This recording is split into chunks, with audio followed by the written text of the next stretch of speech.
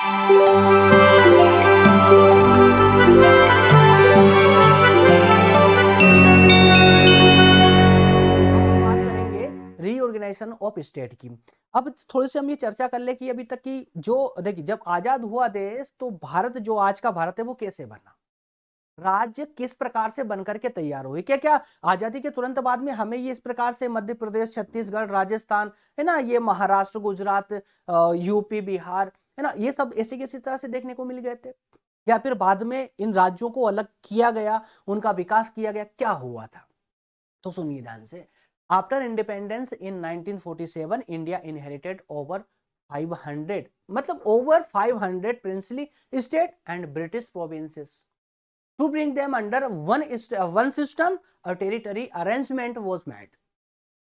जब हम आजाद हुए 1947 में, तो हमें दैट मीन्स कि भारत को 500 तो देसी रियासतें, मतलब 500 से भी ज्यादा, लगभग 600, 650 रियासतें, देसी रियासतें, और कई सारे ब्रिटिश प्रांत हमें क्या जो है विरासत में मिले, इनहेरिटेड, है ना, विरासत में मिले।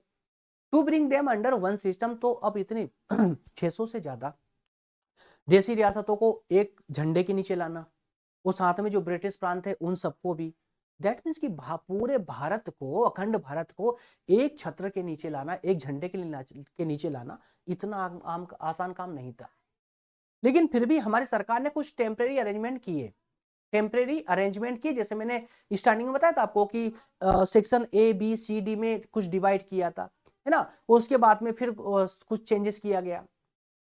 ये सब कुछ करने के बाद में अब फाइनली जब हम पूरी तरह आजाद थे, जब हमारा संविधान लागू हो चुका था, तो हमारे सामने एक बड़ी समस्या निकल करके सामने, संविधान निर्माताओं के सामने एक बड़ी समस्या सामने आई। कौन सी सामने समस्या थी दोस्तों? वो थी लिंग्विस्टिक की।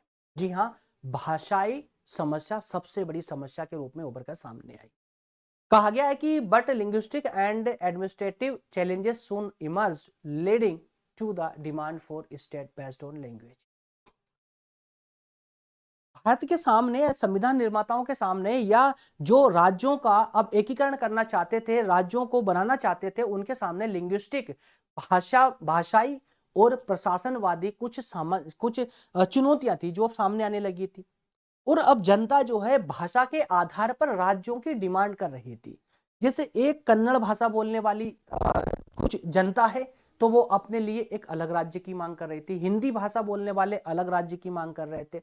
तो इस प्रकार से तमिल वाले अब तमिल अलग से, तो इस प्रकार से अलग अलग भाषा बोलने वाले अलग अलग राज्यों की डिमांड कर रहे थे, मांग रहे थे। और ये मांग जो है थोड़ी बहुत नहीं, बहुत भयानक रूप से सामने आ चुकी थी, क्योंकि अब देश आजाद हो चुका था, लोगों को बोलने का अधिकार था, अपने एक्सप्रेशन को एक्सप्रेस करने का अधिकार था। तो ये सारी समस्याएं जो है अब अचानक से सामने आने लगी थी। और अभी इंडिया पब्लिक को इतनी सारी फैसिलिटी देने के जो है कंडीशन में नहीं था, क्योंकि अभी अभी हम आजाद हुए थे।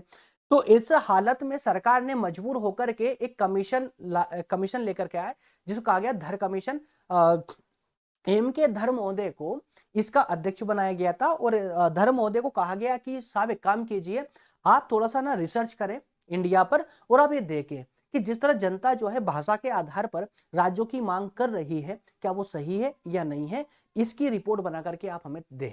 ठीक है, तो ये धर कमीशन कब आया था? 1948 में आया था। और इस कमीशन ने जो है सरकार को रिकमेंड किया, क्या क्या, state should not be reorganized on linguistic basis. तो इस कमीशन ने तो साफ मना कर दिया, साफ साफ बोल दिया कि आप जो है ना भाषा के आधार पर राज्यों का निर्माण मत कीजिए, क्योंकि भाषा के आधार पर अगर आप करोगे तो वह क्षेत्र जो है आर्थिक आधार पर पिछड़ जाएगा, पॉलिटी के आधार पर पिछड़ जाएगा, और साथ ही साथ में देश के एकीकरण जो है, अखंडता जो है, उस पर नकारात्मक प्रभाव पड़ने वाला है।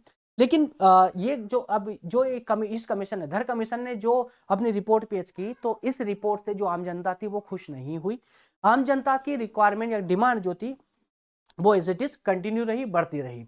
तो फिर आगे चल करके सरकार ने फिर अगले साल एक और कमेटी लेकर के आए, एक और कमेटी बनाई, और उस कमेटी को काम दिया कि साहब अब आप देखिए। और ये कमेटी ऐसे तीन लोगों को दी गई जिन्हें भारत का बहुत अच्छा ज्ञान था, और जिनके पक्ष में जनता भी इनके पक्ष में हुआ करती थी। और अगर ये 3 लोग मिलकर के कोई रिपोर्ट लेकर के आएंगे तो जनता इनके निर्णय पर जरूर विश्वास करेगी। उस कमेटी का नाम था जेबीपी कमेटी, जो कि 1949 में आई थी।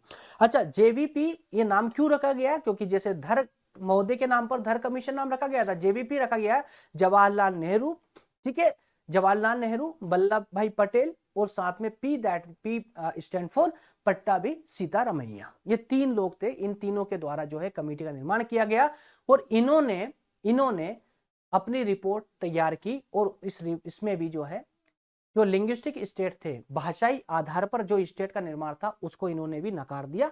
इन्होंने भी पूरे जब छानबीन की तो अपनी रिपोर्ट में साफ साफ लिखा इन्होंने भी कि सिर्फ भाषा के आधार पर राज्यों का निर्माण नहीं होना चाहिए। आगे कहा, however public pressure continued specially after the death of Potti Sriramulu during his hunger strike for a Telugu speaking state. अब ये इस जेबीपी कमेटी ने अपनी रिपोर्ट पेश की ही थी कि तेलुगु क्षेत्र में एक घटना घट गई। तेलुगु क्षेत्र का एक बहुत बड़ा पॉलिटिकल एक जो है सोशल लीडर हुआ करते थे, जिनका नाम था पोटी श्रीरामुलु, माफ कीजिएगा, पोटी श्रीरामुलु। तो ये जो है एक बड़े नेता हुआ करते थे उस समय, एक समाज सेवी हुआ करते थे। तो ये जो है भूख हड़ताल पर बैठे हुए थे। और भूख हड़ताल पर किस लिए बैठे हुए थे? क्योंकि ये जो है तेलुगु भाषी लोगों के लिए एक भाषा के आधार पर अलग राज्य की मांग कर रहे थे। और इसी कारण से ये भूख हड़ताल पर थे और भूख हड़ताल करते हुए इनकी डेथ हो जाती है। और जैसे ही इनकी डेथ होती है पोटी श्रीरामुलु की, वैसे ही जनता बहुत भयंकर तरीके से भड़क जाती है।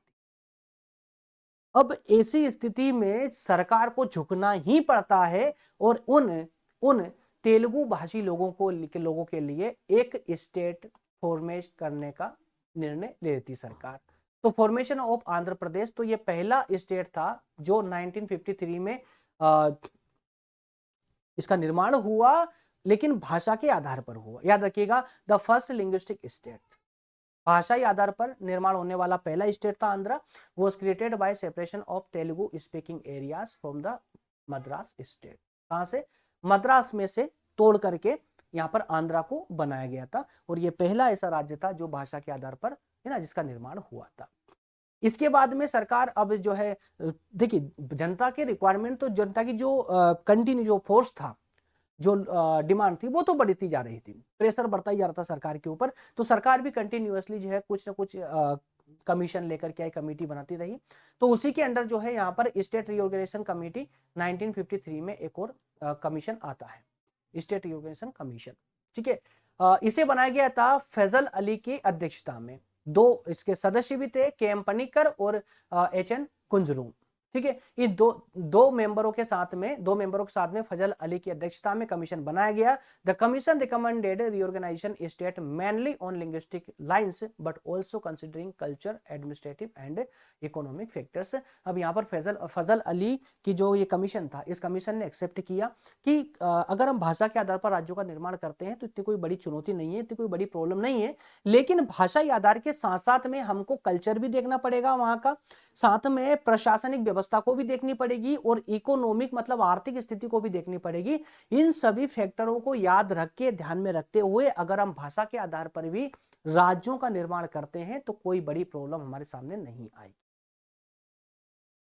अब जाकर के यहां पर किसी एक कमीशन ने यह बात एक्सेप्ट की और आखिरकार लास्ट में फिर एक और जो है एक्ट आता है, कानून बनकर के आता है, जिसका नाम था स्टेट रीऑर्गेनाइजेशन एक्ट 1956। तो अभी तक जितने कमीशन आई, कमेटियां आई, उन सब ने अपना अपना मत दिया। उन सभी का मत लेकर के भारत की परिस्थितियों का अध्ययन करके अब सरकार जो है सरकार ने कानून बना दिया। और अब राज्यों में जो भी चेंजेस होने थे अब इस कानून के अंतर्गत ही होने थे। तो कानून बनकर के आया स्टेट रीऑर्गेनाइजेशन एक्ट 1956, ठीक है। राज्य पुनर्गठन अधिनियम 1956, क्लियर है। तो implemented on 1st November of 1956, it reorganized India into 14 states and 6 union territories. This was the biggest territorial reform in the India's history. Bharat के इतिहास में इस कानून के माध्यम से पहली बार इतना बड़ा चेंजेस हुआ था। इस कानून के माध्यम से भारत में 14 राज्य बनकर के सामने आए और 6 यूनियन टेरिटरी, दैट मीन्स कि संघ शासित प्रदेश बनकर के सामने आए। ठीक है ना। अब आगे जो भी चेंज होना था वो इस अधिनियम के अंतर्गत हो जाएगा, इस एक्ट के अंतर्गत हो जाएगा।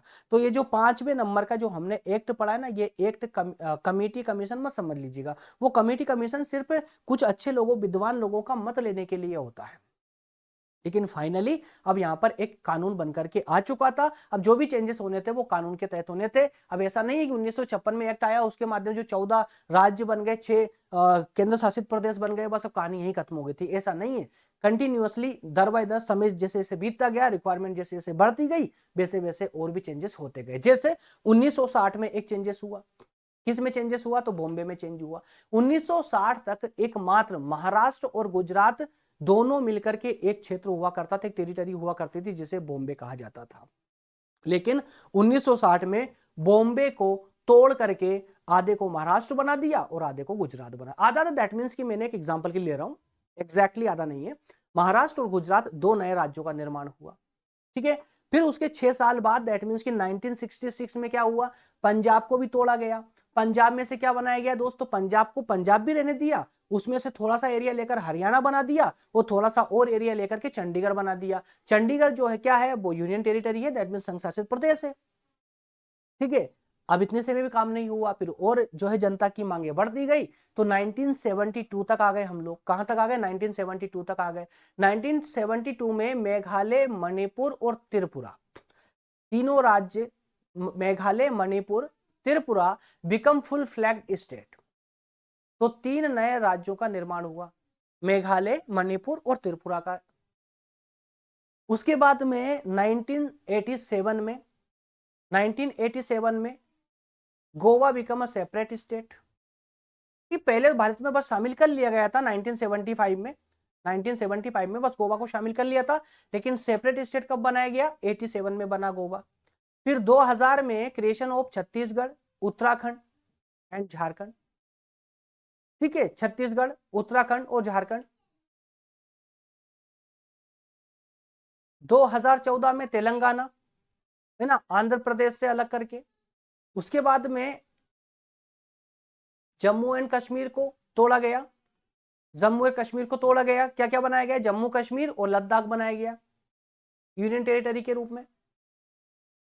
तो 1956 का एक्ट आने के बाद में ये सारे परिवर्तन उसके बाद हुए हैं। जो अभी तक के चेंजेस थे वो सारे आपके सामने हैं।